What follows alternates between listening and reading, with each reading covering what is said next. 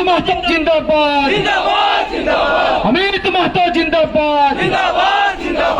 देखिए, हम अपनी फरियाद सुनाने के लिए राजभवन जा रहे थे ताकि हम अपनी बातों को राज्यपाल के पास में रख सकें, परंतु सरकार राज चूँकि तानाशाह हो चुकी है और सरकार को भी ये डर था कि अगर हम पहुंच गए तो वो गिर जाएंगे, तो इसलिए सरकार नहीं चाहती थी कि हम राजभवन तक पहुंचे। चूँकि हम अपनी बातों को राज्यपाल तक पहुंचाते, महामहिम को हम कहते कि ऐसी सरकार जहां पर हम महफूज नहीं है और इस सरकार के द्वारा हमारे यहाँ के लोगों का दोहन हो रहा है, शोषण हो रहा है, तो कहीं ना कहीं एक गलत संदेश जाता यहाँ की वर्तमान सरकार के प्रति। तो हो सकता है यहाँ राष्ट्रपति शासन लागू होता या कुछ और होता, तो इसलिए शायद हेमंत जी ने हमें उन तक पहुँचने नहीं दिया। तो ये विडम्बना की बात है, विडम्बना का विषय है। लेकिन हमारी जो लड़ाई है, हक हुकूक की लड़ाई, माटी की लड़ाई, अपनी पहचान की लड़ाई, तो उस पहचान को तो हम लोग लेकर रहेंगे और अपने हक अधिकार को लेकर रहेंगे। इस तरीके से हमारी लड़ाई अभी संघर्ष के रास्ते लड़ी जा रही है। हम लोग उसी लड़ाई को आगे बढ़ाएंगे और वही संघर्ष का रास्ता हम अख्तियार करेंगे जो हमारे वीर बिरसा का था, जो हमारे सिद्धू कान्हू चांद भैरव का था, नीलांबर पीताम्बर का था, हमारे शहीद निर्मल जी का था। तो उस लड़ाई की राह में हम लोग आगे बढ़ेंगे। उन लोगों ने हमें झारखंड दिया, हम लोग झारखंड को समृद्ध और खुशहाल बनाएंगे, हमारे झारखंडियों को अधिकार दिलाएंगे। हम झारखंडियों की लड़ाई लड़ेंगे, खतियानदारियों की लड़ाई लड़ेंगे, क्योंकि खतियान जिसके पास है वही हमारे झारखंडी हैं और हम उसी की बात करते हैं, उसी की लड़ाई लड़ रहे हैं। और हमें यदि कोई शोषण करे, दोहन करना चाहे और हमारे हक से हमें हटाना चाहे, तो भाई ये हम बर्दाश्त नहीं करेंगे।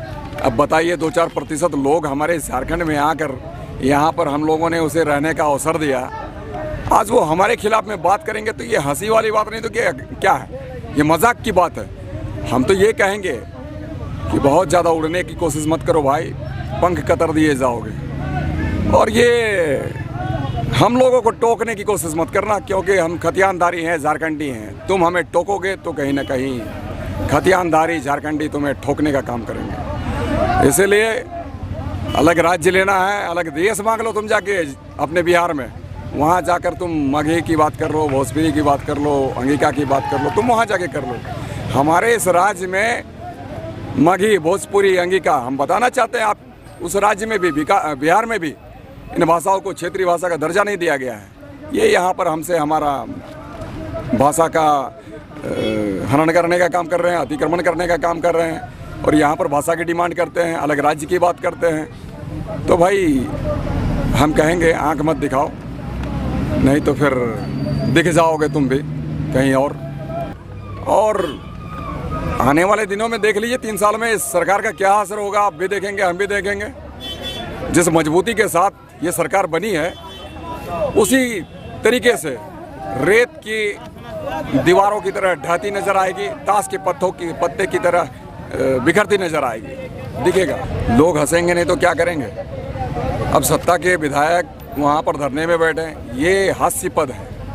अगर कुछ करना है तो वो लोग अपनी इस्तीफा देकर हमारे इस रण क्षेत्र में कूदने का काम करें, नहीं तो ये दिखावा से काम चलने वाला नहीं है। और ये दूसरी बात मैं ये भी कह दूँ, जो विपक्ष के लोग हैं, ये आजसू पार्टी की मैं बात कर लूँ, मैंने पहले भी कहा था कृपया करके आप भी कुछ प्रश्न उस पर पूछें, लेकिन आपकी तो होती नहीं है वैसी कोई बात। तो ये आजसू वाले लोग जो है ना, ये आपको बता दे 85 के बहुत बड़े पक्षधर थे, मिठाइयाँ बांटते थे। यही चंद्र प्रकाश चौधरी जी जिस दिन ये बनकर आई थी नीति, अपने रामगढ़ में मिठाइयाँ बंटवा रहे थे और उस वक्त मैं था वहाँ पर। हमने जब लोगों से पूछने का कारण पूछा तो उनके कार्यकर्ताओं ने कहा कि जो पूर्ववर्ती सरकारों ने नहीं किया वो हमारे यहाँ के मंत्री ने कर दिया। तो ये तो उतनी खुशी की बात थी और आज फिर उसी तरीके से ये 32 की बात करते हैं, कहते हैं 32 चाहिए, भाषा नहीं चलेगा यहाँ पर, बाहरी भाषा। भाई आप लोग ये भाषा को ले रहे हैं, उनके पीरियड में ही से राज्य भाषा बनाया गया था और उसके समय में ही 85 वाली नीति आई थी। अब ये अभी भाषा की बात कर ले या फिर स्थानीय नीति की बात कर ले, नियोजन नीति की बात कर ले, तो ये हास्यास्पद नहीं है तो और क्या है। इनका दोहरा चरित्र नहीं दिखता तो और क्या दिखता है। तो ऐसे सुप्रीमो को हम कहना चाहते हैं कि भाई आपके इस चरित्र को लोग समझ गए हैं, अब इतना भी ज़बरदस्त एक्टिंग मत कर दीजिए।